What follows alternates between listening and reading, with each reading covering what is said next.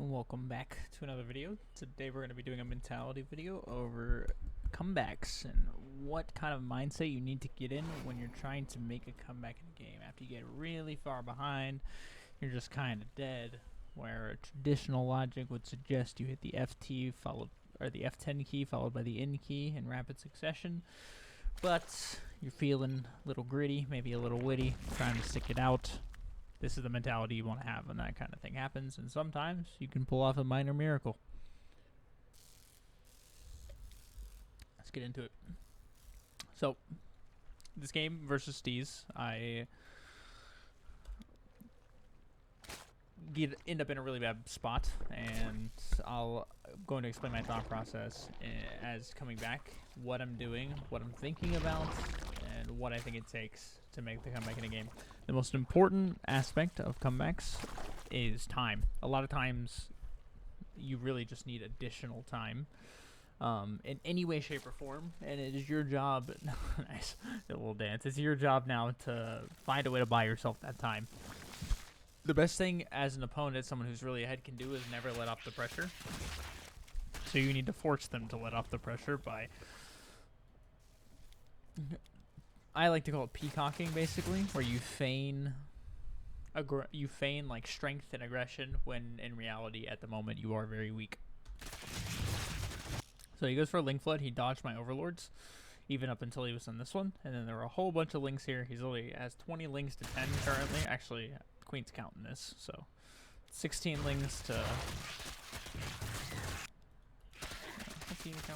27 links to 4 currently. It's actually way worse, right? And normal logic would say you just leave the game here, but we use the drones to help us kill some of this. We just pop out. I'm now down to 15 workers. And then he goes for my third bait. I win this fight. I fight these lings over here. We'll see in a second. Try to wait until we have overwhelming numbers. I fight these lings right here. This is a mistake. I just didn't have the same number of units. So, and this is where he makes a mistake. He goes for my third. If he were to go straight up here and find these banelings and have the balls to target them, even though he doesn't know how far along they are, he would just win the game. Straight up. And him and I discussed this after the game, of course, too. But I'm trying to buy time for the banelings now. And the moment the banelings are out, we try to bait, put the banelings on a separate hotkey, make sure they're running away. That way they cannot be triggered, especially when it's like this amount of Zerglings. It's 38 to 16. Like, we're still at an even drone count, and we're still on an even base count. His third is now faster than mine, but I also have all of these units to contend with. So he goes for a Roach Warren. He's still making additional lings. But at one point it was 15 drones to 18 drones. I lost my third base, and the most importantly, I lost half of my production from losing both of my queens. Whereas he still has both of his queens.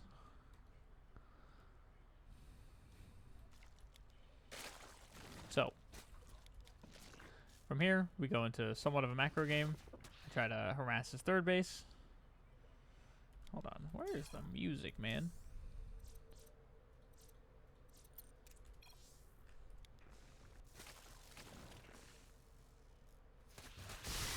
Back in here. Drone counts are decently even now.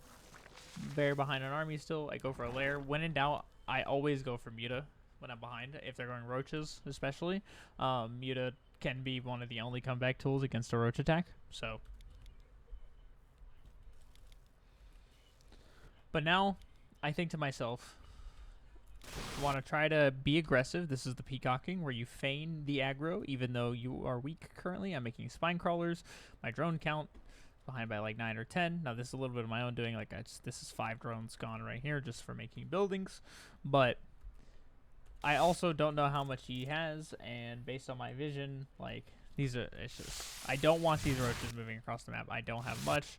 So what I'm trying to do is keep the roaches at home while the spire's on the way, and not die to this huge attack that he is putting up right now. Got the spines, move them to the front, inject, then bam, the mutas are out. And then the mutas are going to allow me to at least push back this first attack, and then from there, we should be able to somehow get ourselves even and back into a macro game by droning up. The mutas also give you map control. So there we go. The mutas come out, and if I'm not mistaken, he doesn't decide to attack past this point. We're killing. He knows the mutas are out now. He's getting a bunch of spores plus Hydroden, and this is the point where you can get ahead. If you notice, they droned up behind this, and I'm trying to use this as my opportunity to come back. So what did we do? We went for a unit counter in the mutas. We created space for ourselves with the lings, keeping him at home instead of having him attack. And then once we had the mutas out and the map control shifted in our favor, we then tried to use that window of time to get ahead economically. Even though we're still behind on supply, we're building the economic machine that is going to propel us further and faster into the mid game than our opponents. You see all these units. Get these hydras, the roaches and lings start moving across. Have to chase this as it's still too many units. So at this point, we start going for roach speed. Then we get Evo chambers as well. I should have already had an Evo chamber at this point, but you just go +1 roach behind this.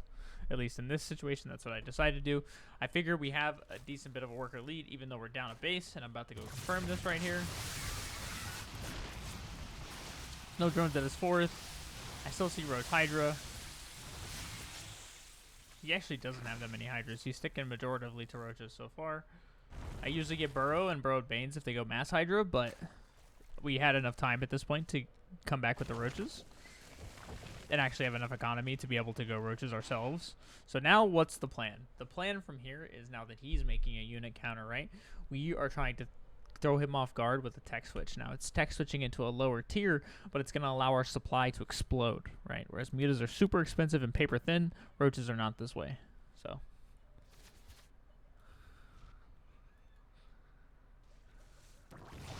go in here, he's making a ton of queens. Got infestors. He's trying to unit counter very hard. By the time he gets across here, we're just going to have a humongous army ready to go. See all of this? He's trying to catch, doing some little jukes and dodges, and then boom. Suddenly, he comes up this ramp. Our 1-1's not done yet. Neither is his +1, but alright, Muta's trying to keep him at home. That's what they do. They're buying me time to kind of the consistent aggression. Is good for this kind of thing. Go back, juke. Getting free overlords, just trying to be annoying. Misrallying my own overlords all the way across the map. Very bad habit mode. So, microing the mutas, kill this spore. So now, here comes the part where he's just had enough, and the best thing you can do against mutas is counterattack. So, this is why I'm having the mutas kill the spore, because I know I'm going to be able to get damage here because his army is over here. So we're fighting this with less army supply than we should have, because a lot of it is in mutas still. And we're also fighting in a convex, which is the greatest. Hydras also do an insane amount of DPS output, so like this amount of roaches as a meat shield is really good. Try to get in there, that way all the roaches are hitting, but the mutas doing good damage on the other side, taking out a base. He kills a base plus the drones at the base, but at this point we just have more production than he does. We also have +1 upgrade advantage on him. We get the base, so we do the economic damage, even though we also sustain some economic damage. It's okay. We're making infestors of our own, because he went infestors, and I just figure fungal will be fungal. He has some splash damage, we have some splash damage. Also, fungal plus bio combo is really good, so.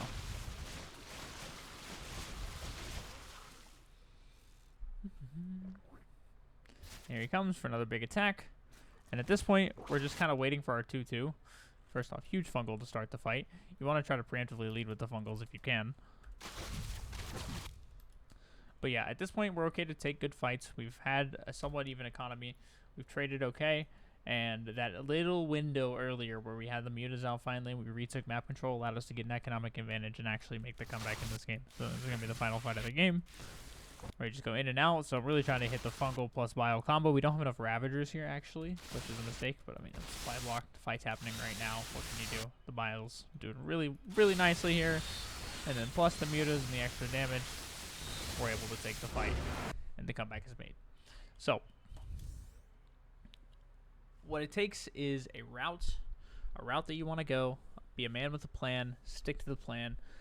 And you want most importantly, you need to try to keep your opponent's attention away from your base for as much time as you need to get yourself back in the game economically. If you can do that in a somewhat feasible manner, you'll be able to make the comeback more often than not.